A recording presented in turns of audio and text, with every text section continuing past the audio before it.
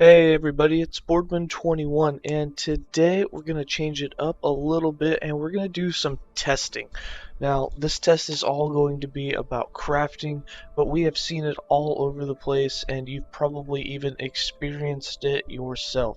You find an item you want, you craft on it, it's at 96% chance of success, boom, it fractures.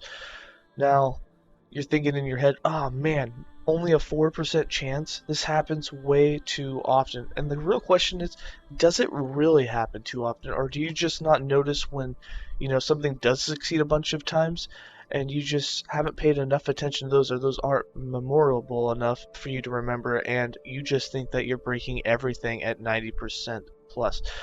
So we're going to test it and we're going to see if it really is happening more than it should. Now there are a lot of ways to go about testing this. However, in this video we are going to do 2 tests to start with, and in future videos we're going to add on with many other tests to really see if we can get a huge large sample group. However, in this video, test 1 is going to be using no stabilities, no guardians, using nothing, and just enchanting until the item breaks.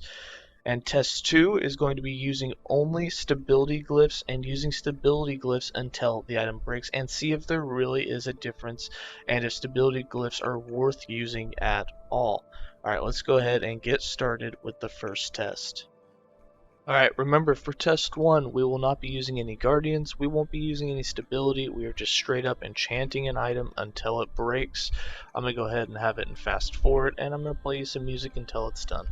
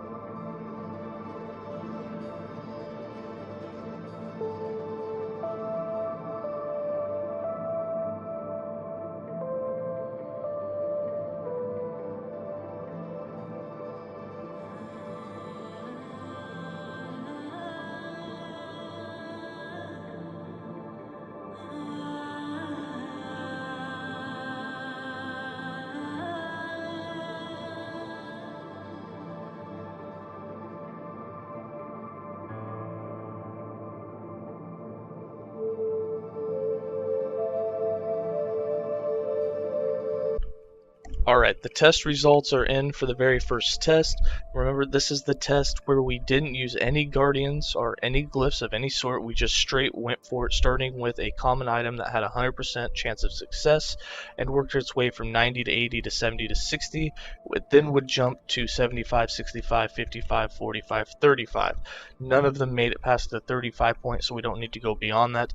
But remember that these were common items. The first enchant on them is 100%, so we don't include that in any of our calculations because that's a guarantee. So the very first enchant technically started at 90%. Now, what we saw was that our chance of success was lower than it should have been. However, not as much as you would have thought. And I'm going to explain the math behind this. I did not go to college for math. However, I've double checked my math here. I feel like I'm confident that it's correct. However, if you find a problem with it, feel free to leave that in the comments below. So the very first enchant, which would have been at 90% chance of success, we had 42 out of 50 succeed, which meant we had a real chance of success of really 84% when it should have been 90, which means yes, we break more items at the 90% rate than we should. On the second enchant, this would be at the 80% chance of success in game. We had 35 of them succeed. We should have had a 70% chance of success.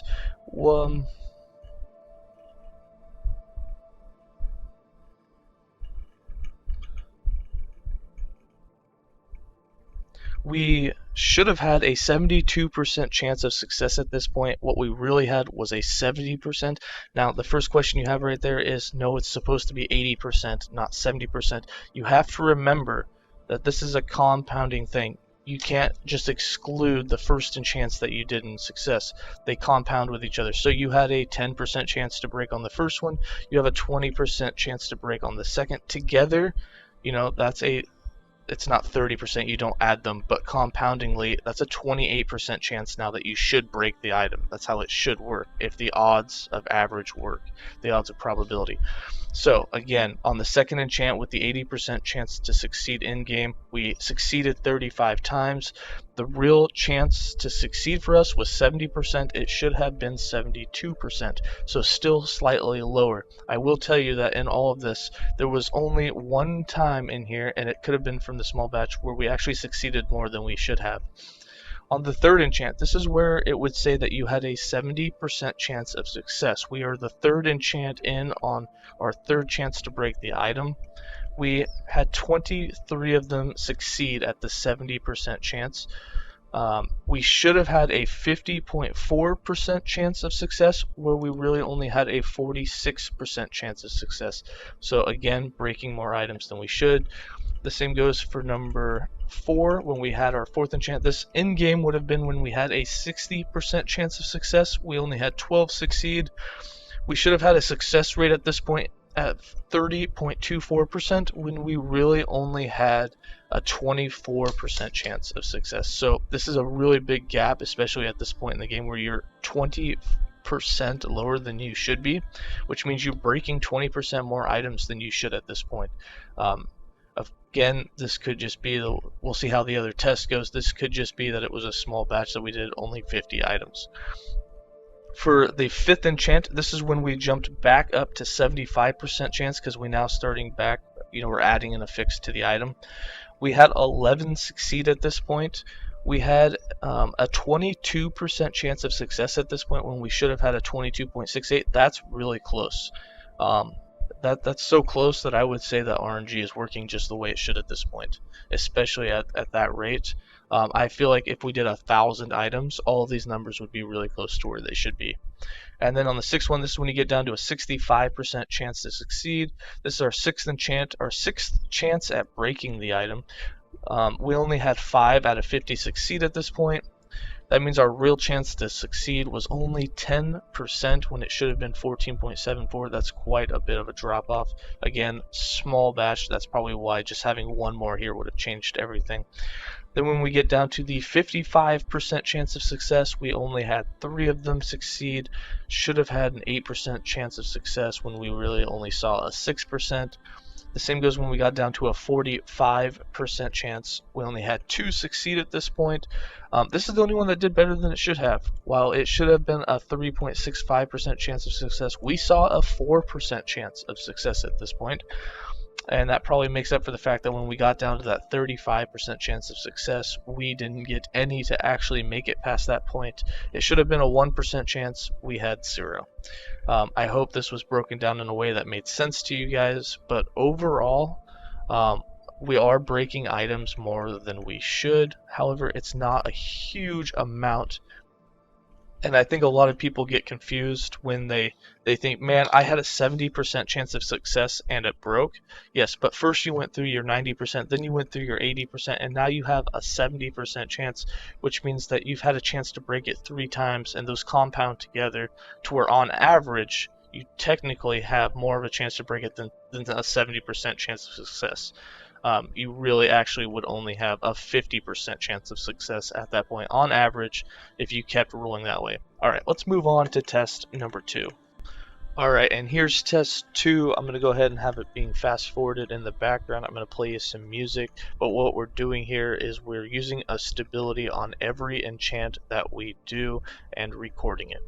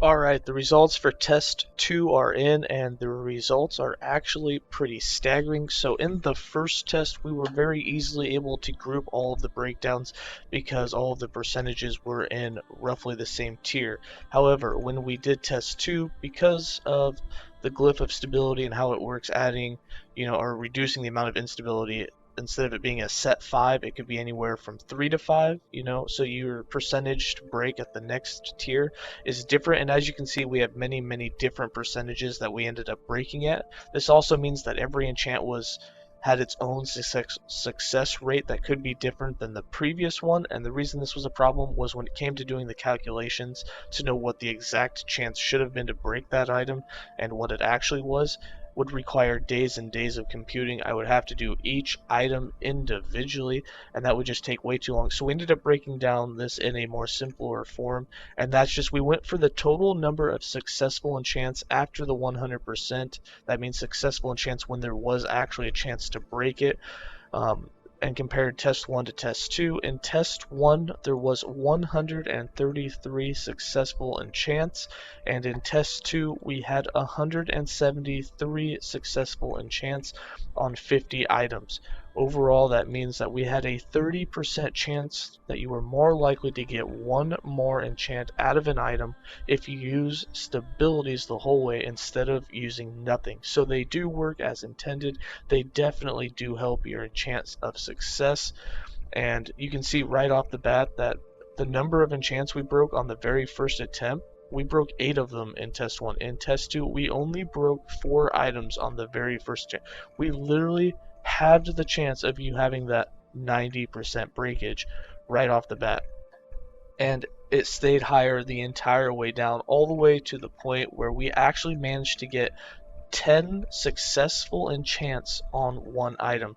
Our record on the previous was having 8 successful. We broke it on the 9th. In the bottom, we broke it on the 11th. That means we actually got 2 extra enchants on one of the items. You could say that's just RNG, but out of a group of 50, the results are showing that using stability glyphs is way more effective than using nothing. In the next video that we do, we will bring in the Guardians. We'll do some mixing and matching. However, it's going to take a lot of time to put all of the data together on those, and it takes a while to do all of the enchanting itself. But I will bring in more crafting simulations for you. But for right now, it is definitely worth it to use stabilities over using nothing. Now make sure if you liked the video to throw a like on there. If you're liking the content you've seen so far, there's going to be plenty more to come, so make sure to subscribe. And if you haven't already, or if you have any ideas of your own, please let me know. Either put it in the comments below, hit me up on Discord, and if you haven't seen me stream live and you would like to, occasionally I do get on Twitch, and the links for all of that will be in the description. Thanks, and have a good day.